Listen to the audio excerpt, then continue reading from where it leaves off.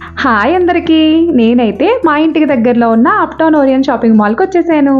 ఇంకా మాకు బోర్ కొట్టినా, మూవీకెళ్ళాలన్నా, గ్రోసరీ కొనుక్కోవాలన్నా మేము వచ్చేది ఈ మాల్‌కేనండి. ఎందుకంటే ఇది మా ఇంటికి దగ్గరలో ఉంటది. మిగతా మాల్స్ కూడా ఉంటాయి. బట్ అవి కొంచెం దూరంలో ఉంటాయి.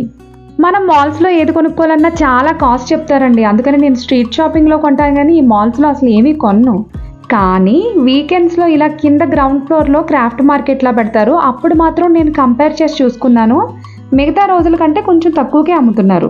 అగో ఆ బ్రాస్లెట్స్ అవి చూసారా? నార్మల్ డేస్‌లో అయితే 500 చెప్తారు. కానీ ఆ రోజైతే 250కి ఇస్తున్నారు. అలాగే ఈ టాప్స్ కూడా 3 టాప్స్ 1000 రూపీస్ అంట.